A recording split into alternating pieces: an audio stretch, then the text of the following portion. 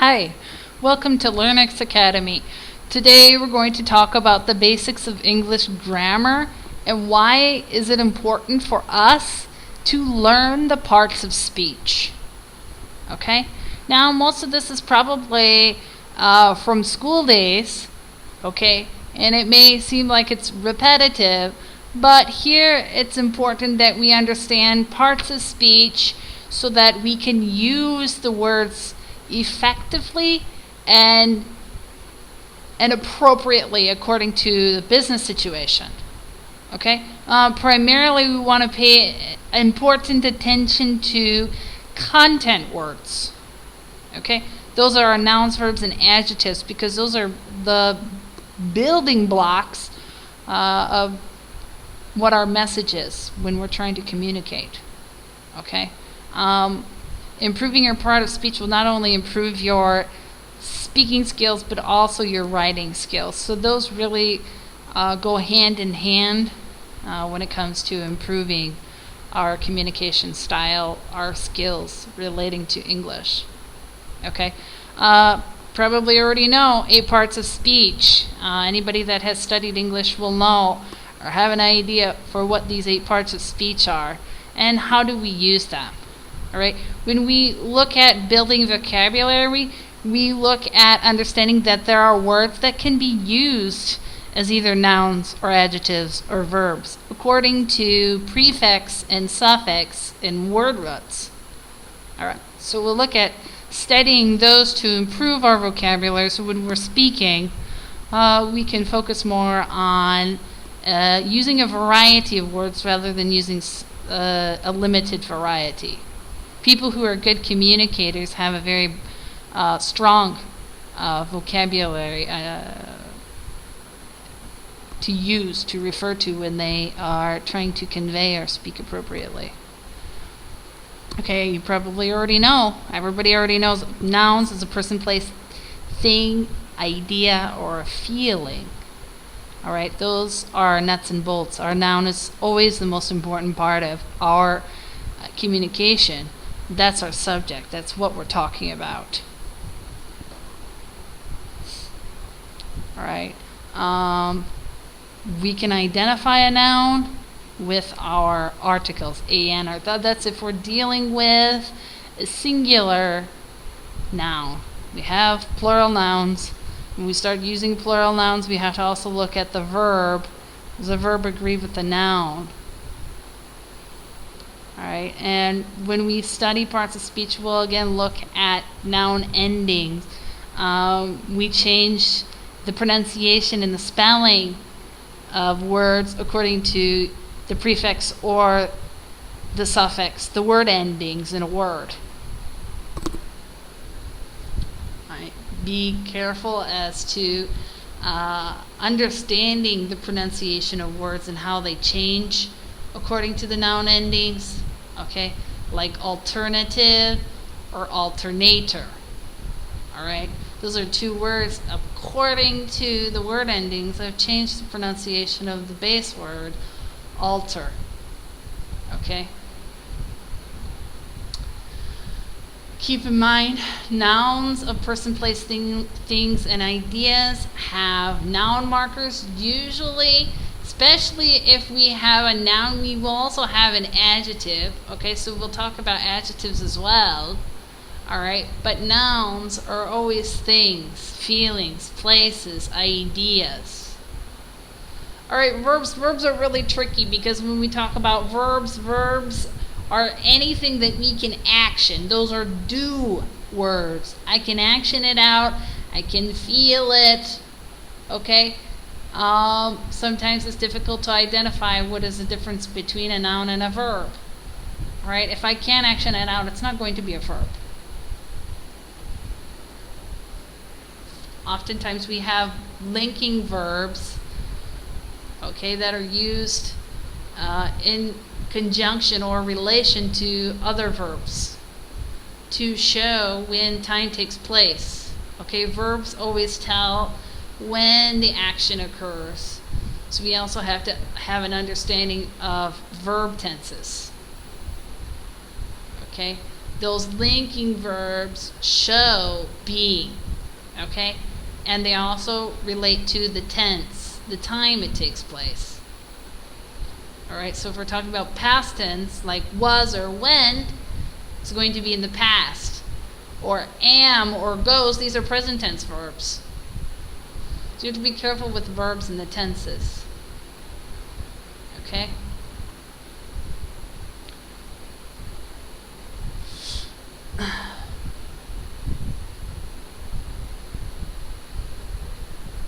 Okay, linking verbs again show being. Change the tense to show the time. Might have been going or could have gotten.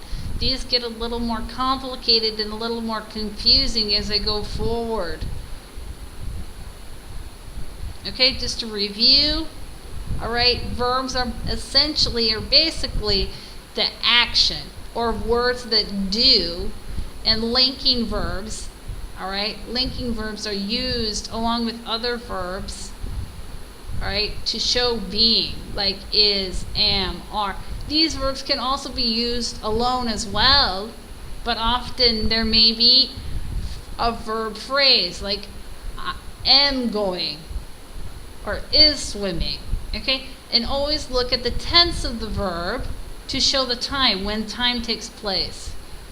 Okay, complete verbs have a helping verb. That's again related to the tense verb. We don't always need a helping verb. Like present tense verbs can usually stand alone, but the more complex sentences that you will have some helping verbs that help the verb along. Okay, adjectives. Adjectives are fun because they describe and they always modify a noun. And here, when we look at adjectives, it's important that we have the adjective placed as close as possible to the noun that we're describing. Otherwise, we're confusing. We're confusing the reader or the listener, okay? Because adjectives always modify the noun that's closest. All right? So we don't want any dangling adjectives that are dangling without a noun. Alright, so adjectives have to describe only nouns. Okay, and they always answer the question what kind or how many. They give us information about that. What or how. Alright, again, nouns can also have adjectives like an or the. And an and the are adjectives because they're found before a noun. Alright? So if an example of a list of adjectives. Now when we look at a list of adjectives here, we have long, shiny, black, limousine. Now when we have a list of adjectives, we have a rule that we have to follow the correct order. We can't just say shiny, black, long. Alright, so we put adjectives in a list like this by order of importance. Alright, so we have to understand the order of importance and how we list the adjectives. Okay, so there's a rule for that. If you're not quite sure, please contact LearnEx. Describe or modify only nouns. Again, they answer what kind, how many, okay? They may be piled up, so we have to have order of adjectives, and they may follow linking verbs and describe the subject. Alright, you can test these adjectives by putting them in front of the noun they modify. So the example I've given here, the river is deep, wide, and cold, but the divers are brave and well trained. So here we have the adjectives that do come after. Alright, so review for adjectives. Okay, modify only nouns. They answer what kind or how many. Okay, the noun markers, or we call them articles, are an or the, and they're adjectives because they come before the noun. And adjectives can be piled up. That means we can have a list of adjectives before nouns. That we have to understand the order, the rules. Okay, so they have to be in the correct order of importance, you could say. And they may follow linking verbs and describe the subject. Okay, pronouns. Pronouns are words that describe or can be used in place of a noun. Okay? These are specialized words. These are difficult if we're not quite sure which pronoun are we using in place of the noun. Okay? They refer to people or several, and have actually several forms that we can use. And we have to understand what is the actual noun that we're referring to. Pronouns are used so that we don't sound repetitive. Okay? Pronouns can be possessive. That means they show ownership, and they can also work as an adjective. Her red car. So we know that her, all right, it's coming before car. It works like an adjective because it comes before the noun and even the adjective. Okay? So I've given a few pronouns that we have. I, he, we, she, they. Okay? All right, so review on pronouns. These are words to take the place of nouns. They refer to people with several forms, and they can be possessive. They show ownership, almost similar to an adjective. Okay, prepositions is another part of speech, and this one is probably almost as hard as verbs and nouns. Prepositions show, okay, relationship between two objects, okay? And a prepositional phrase is a group of words that describe things, okay? It starts with the preposition and ends with a noun or pronoun. And the reason why we call it phrase is because it's not a complete sentence, because it always has a subject, which is a noun or a pronoun, okay? But it doesn't have a verb, so that's why we call it a phrase. All right. Prepositions are usually small words, okay? And they relate to telling time, place, distance, or direction usually, but that's not all of what prepositions do. But generally, they tell us these points. Prepositions have to be memorized. So when do we use them? Practice. Prepositions are difficult because there are some rules on when do we use each particular preposition, but what is the relationship? When is it appropriate to use of, or at, or in, or on? First thing I would recommend is that you have an understanding of the definition of each word, and then memorize it through practice. Get a tutor, get a mentor to help you improve your prepositions. Again, to review, prepositions are specialized words that start prepositional phrases. Most prepositions are small words, okay, relating to time, place, distance, or direction.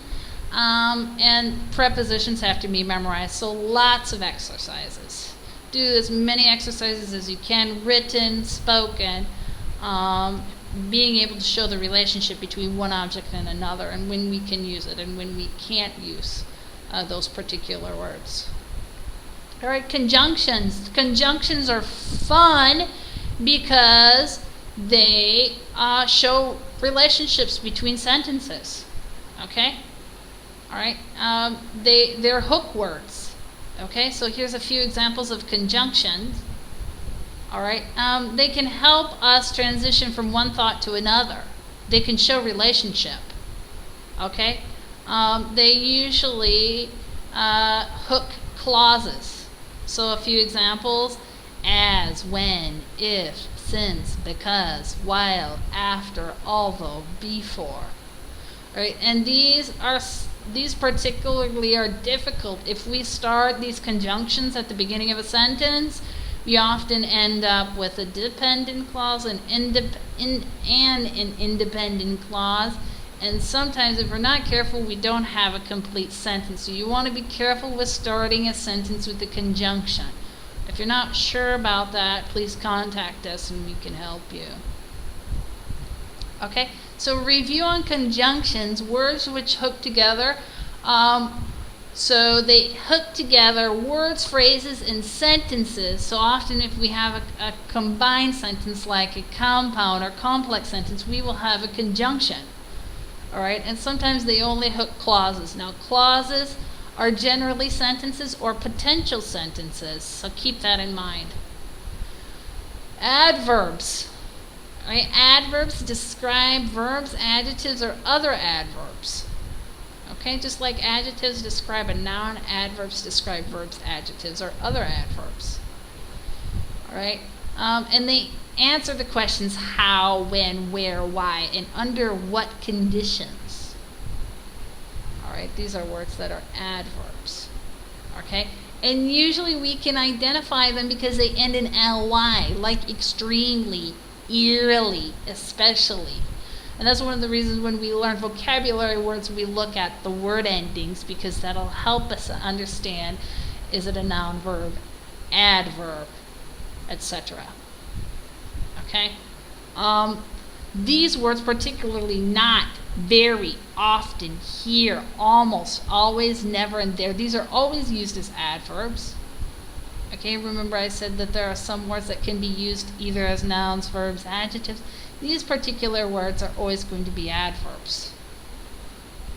Right, some review on adverbs. Okay, adverbs describe verbs, adjectives, or other adverbs, and they always answer the question how, when, where, why, under what conditions, often end in ly, and these words are always adverbs. Not very, often, here, almost always, never, and there.